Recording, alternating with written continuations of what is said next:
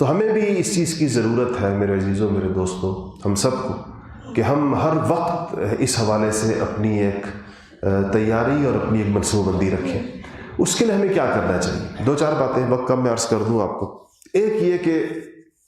اپنے مقصد زندگی کے شعور کے لیے اور پھر زندگی کو صحیح معنوں میں اپنے مقاصد پر لگانے کے لیے انسان کی جو اولین ضرورت ایمان کے بعد، اسلام جب انسان لے آئے تو اس کے بعد، تو وہ دینی علم کی ضرورت ہے۔ دینی علم کے بغیر انسان کو شعور زندگی نہیں حاصل ہو پاتا۔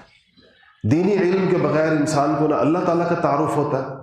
نہ اللہ تعالیٰ کی معرفت ہوتی ہے، نہ نبی کریم صلی اللہ علیہ وسلم سے اس کی جس طرح کا اس کا تعلق ہونا چاہیے وہ اس کا نہیں ہو پاتا اگر اس نے قرآن نہیں پڑھا، اس نے حدیث نہیں پڑھی، اس نے مسائل نہیں پڑھے، اس نے نبی کریم صلی اللہ علیہ وسلم کی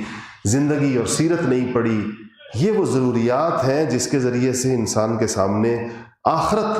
واضح ہوتی چلی جاتی ہے، آخرت کی تفصیلات انسان کو پتہ چلتی ہیں۔ احادیث میں آپ دیکھیں، اب یہ ہم احادیث پڑھتے ہیں، اس پر انشاءاللہ خالص آخرت کی جب احادیث آئیں گی آپ اس کو دیکھیں گے کیسے احادیث میں آخرت کی تفصیلات ہیں۔ قرآن شریف کو آپ دیکھیں کیسے قرآن شریف نے آخرت کی تفصیلات بیان کی، انسان کو ان تمام مراحل کا بتایا ہے جو اس کو پیش آنے ہیں، جس سے اس نے گزرنا ہے، اور اتنے قطعی اور حتمی لب و لہجے میں اللہ تعالیٰ نے بتایا ہے، قسمیں کھا کھا کر اللہ پاک نے بتایا کہ خدا کی قسم، اللہ تعالیٰ اپنی ذات کی قسم کھائے یا نبی کریم صلی اللہ علیہ وسلم اللہ تعالیٰ کی قسم کھا کر کہتے ہیں کہ تمہیں یہ چیز پیش آنے والی ہے، اس کی تیاری کر لو، تمہیں یہ چیز پیش آنے والی ہے۔ نبی کریم صلی اللہ علیہ وسلم فرمایا واللہ، خدا کی قسم،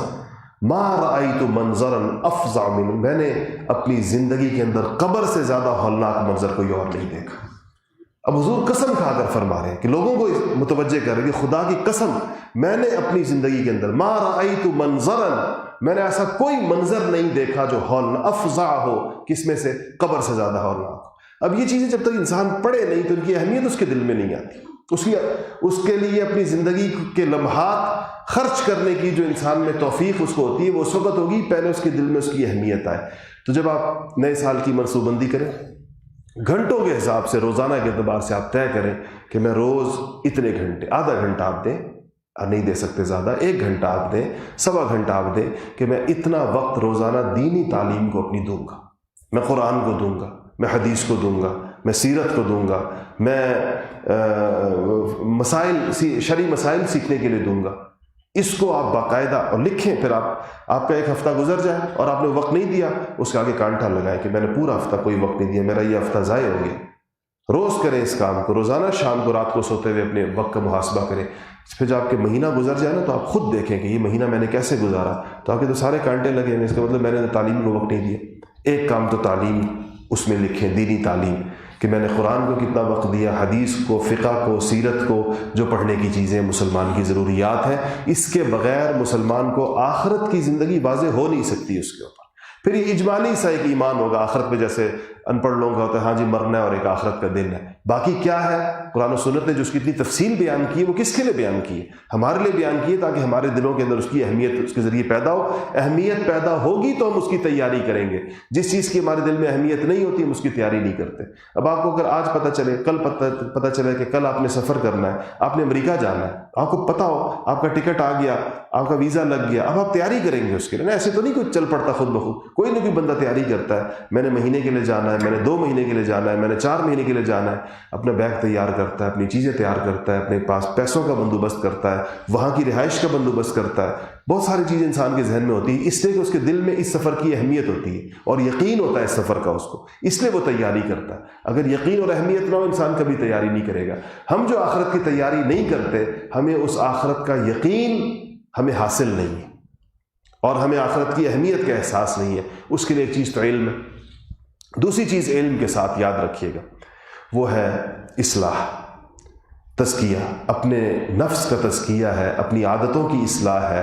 اپنے اوقات کا درست استعمال ہے۔ یہ علم کے علاوہ ایک مستقل محنت ہے۔ جان لینے سے، علم کہتے ہیں جان لینے کو۔ اب میں آپ کو مثال دیتا ہوں، ہم جتنے لوگ یہاں پر بیٹھے ہیں ہم میں سے ہر ایک جانتا ہے کہ تہجد جو ہے وہ بڑی فضیلت کی چیز ہے، تہجد کی نماز۔ اب جانا ہوا علم تو ہے تہجد کا، فضیلت بھی معلوم ہے، لیکن پڑھتے نہیں ہیں۔ اس لیے نہیں پڑھتے کہ پڑھنے کے لیے جو پوٹینشل، جو اسپرٹ، جو قوت درکار ہے وہ ہمارے اندر نہیں ہے۔ وہ ایک خاص قوت ہوتی ہے جو لوگ پڑھتے ہیں اور ہم جو نہیں پڑھتے، ہمارے درمیان کیا فرق ہوتا ہے کہ جو پڑھنے والے کے پاس وہ قوت ہے جو اس کو بستر سے اٹھا دیتی ہے اس ٹائم کے اندر، اس سے وضو کروا لیتی ہے، اس کو مصلی پہ کھڑا کر دیتی ہے، وہ قوت اس کے اندر موجود ہے، وہ قوت پیدا کرنی پڑتی ہے، جیسے گاڑی کے اندر پٹرول ڈالے تو وہ چل پڑتی ہے، ایسے ہی انسان کی جسم میں اصلاح کا، تزکیے کا پٹرول پڑتا ہے تو وہ اس کو نیک کام وہ اس سے کراتی ہے، وہ ساری کی ساری چیز۔ اس کے لیے اپنی اصلاح اور اپنی تزکیے کی ضرورت ہے۔ اصلاح و تزکیے کے لیے انسان کو کس چیز کی ضرورت ہوتی ہے؟ ماحول کی ضرورت ہوتی ہے۔ انسان نیکی کے ماحول میں، ذکر اذکار کے ماحول میں، مسجد جیسا ماشاءاللہ یہ جو آپ لوگ جمعے کے لیے تشریف لاتے ہیں، بر وقت آتے ہیں اتنا پہلے سے، یہ اصلاح و تزکیے کی ہی کوششوں کا حصہ ہے۔ اسی طرح اللہ کے فضل سے ہمارے ہاں ہر ہفتے کے دن، جیسا کل کا دن ہے تو ہفتے کے دن مغرب کی نماز کے بعد یہاں باقاعدہ ذکر کی مجلس ہوتی ہے، مہینے میں ایک دفعہ شب تزکیہ ہوتی ہے، لوگ قیام کرتے ہیں رات کو یہاں مسجد میں۔ تو یہ اس ماحول کو بنانے کی کوشش ہوتی ہے کہ ماحول میں آئیں، کوئی ذکر اللہ کا نام سنیں، کوئی دین کی بات سنیں تو ہمارے اندر اپنے وہ ماحول ہمارے پر اثر انداز ہو اور ہمیں اعمال کا شوق پیدا ہو۔ تیسری چیز جس سے ہم بے غم نہیں ہو سکتے وہ یہ ہے کہ اس امت کو اللہ جل شانہ نے امت دعوت بنایا۔ ہماری زندگی صرف ہماری ذات پر تمام نہیں ہو جاتی، ہمیں دوسروں کی فکر کرنے کی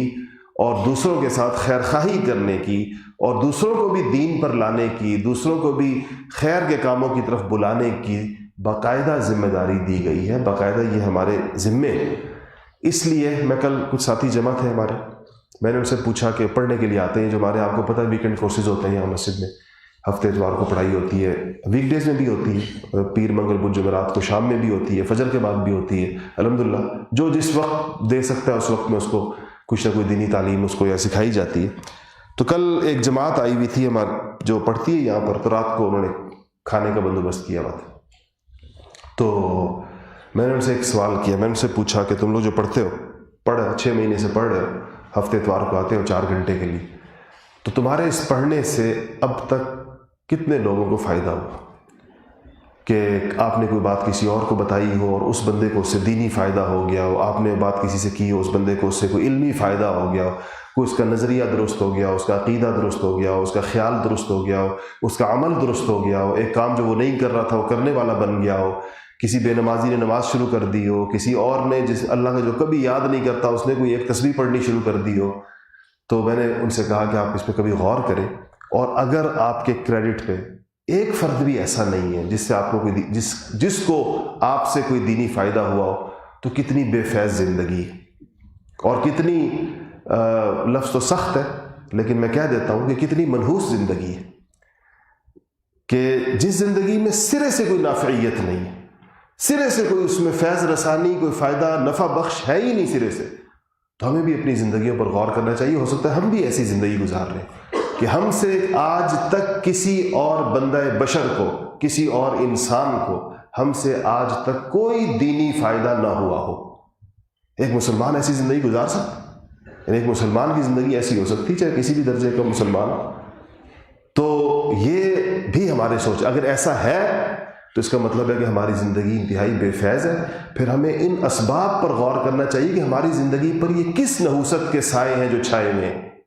یہ کیا چیز ایسی ہے جس نے ہماری زندگی کا احاطہ کیا ہوا ہے اور ہم سے اللہ تعالیٰ خیر کا کوئی کام نہیں لے رہا، اللہ ہم سے کوئی خیر کا بول نہیں بلوا رہا۔ اللہ تعالیٰ تو بے نیاز ہے نا، اللہ الصمد، بے نیاز بادشاہ، اس کو تو انسانوں کی ضرورت نہیں۔ تو آخر اللہ پاک نے ہمیں کیوں دھتکارا ہے کہ تیری زبان سے مجھے اپنا نام لینا گوارا نہیں ہے، تیری زبان سے مجھے کوئی خیر کی بات دوسرے تک پہنچانا گوارا نہیں ہے۔ کہیں ہمارے ساتھ اللہ کا معاملہ یہ تو نہیں اور ہمیں پتہ بھی نہ ہو، ہمیں علم بھی نہ ہو کہ اس طرح ہے۔ تو اس لیے تیسری بات جو میں نے عرض کی وہ یہ کہ انسان اس پہ اپنی نفع رسانی پہ غور کیا کرے۔ نبی کریم صلی اللہ علیہ وسلم نے جہاں جہاں ایماندار مسلمانوں کا تعارف کرایا ہے، ان کی ذات میں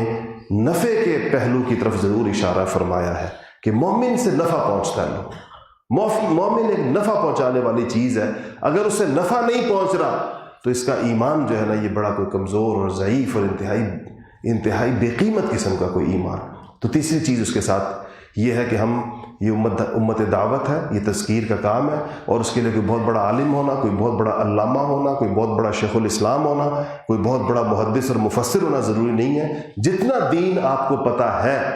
اتنا ہی دین دوسرے کو پہنچانا، اتنا ہی دین دوسرے کو بتانا، یہ ہماری ذمہ داری ہے۔ اور ہمارے پاس لازماً ایسے لوگ ہوتے ہیں جو جن سے ہم کوئی دین کی بات کرنا چاہیں تو وہ چند لمحوں کی ہماری گفتگو، چند منٹ کی سن سکتے ہیں۔ اتنا تعلق تو دنیا میں ہر انسان کا ہوتا ہے کہ آپ کسی سے سارا دن دنیا کی باتیں لوگوں سے کرتے ہیں، وہ سنتے ہیں، تو دین کی بات نہیں سنیں گے اگر ہم کریں، کسی کو اللہ رسول کی بات کریں گے وہ نہیں سنے گا کیا؟ اور چوتھی چیز جس کے ساتھ اپنے آپ کو منسلک رکھنا چاہیے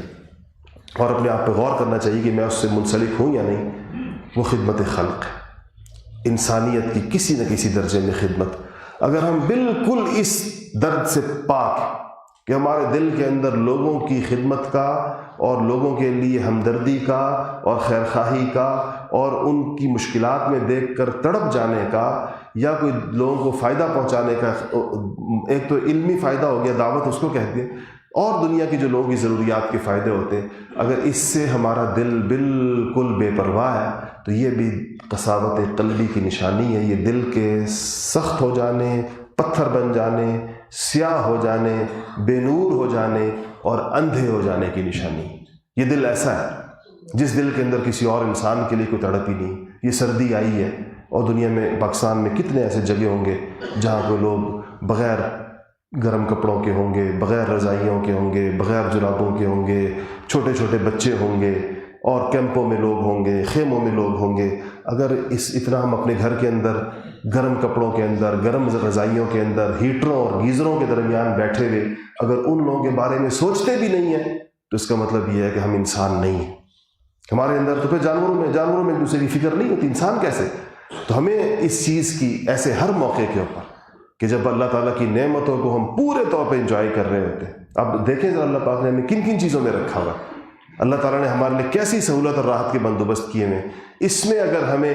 کسی اور کی پرواہ نہ ہوتی ہو اور اپنی اولاد کو راحت میں دیکھ کر ان کی اولادوں کی فکر نہ ہوتی جن کے بچے اس موسم کے اندر ٹھنڈی برفانی ہواؤں کی زد کے اوپر ہوں گے اور ان کے پاس شاید پہننے کے کپڑے بھی پورے نہ ہوں، ان کے پاس شاید کتنے علاقے ایسے ہیں جو برف میں ڈھک جائیں گے، لوگوں کے پاس کھانے کو کچھ نہیں ہوگا، لوگوں کے کیا کیا حالات دنیا کے اندر، ہم اگر اس سارے حالات سے اپنے آپ کو بے غم رکھتے ہیں اور ہم اس کے اوپر کوئی فکر ہی نہیں پیدا کرتے تو یہ بھی ہمارا یہ ایمان وہ ایمان نہیں ہے جو اللہ جل شانہ ہم سے درکار ہے۔ جو ایمان اللہ تعالیٰ کو انسانوں سے درکار ہے اس کی اپنی خصوصیات ہیں، وہ خود اس کے کچھ تفصیلات ہیں، وہ جب وہ ایمان دل کے اندر آتا ہے وہ اپنے ساتھ یہ ساری کی ساری چیزیں لے کر آتا ہے جن کا خلاصہ میں نے آپ کے سامنے بیان کیا۔ یہ 4 چیزیں تھیں، میں نے کہا کہ ایک تعلیم، پڑھنا پڑھانا، دوسرا اپنی اصلاح و تزکیہ، تیسرا دعوت و تذکیر، لوگوں کے ساتھ لوگوں کو خیر کی بات کرنا، اور چوتھا خدمت خلق۔ یہ کم سے کم 4 ایسے نکات ہیں کہ ہم اپنی نئے سال کا جب آغاز کر رہے ہیں روزانہ کی بنیاد پر اس پہ غور کرتے رہیں کہ ان 4 کاموں میں ہم نے کوئی کنٹریبیوشن، ہمارا کوئی ترقی، ہمارا اس کے اندر کوئی آہستہ آہستہ آگے بڑھنا، بہتر سے بہتر ہونا، اگر اس کی طرف ہم چل پڑے تو انشاءاللہ ہر گزرتے دن کے ساتھ ہماری ایمانی حالت میں بھی بہتری آئے گی اور ہماری قبر، حشر اور آخرت کی تیاری بھی بہتر ہوگی۔ اللہ تعالیٰ مجھے بھی عمل کی توفیق نصیب فرمائے۔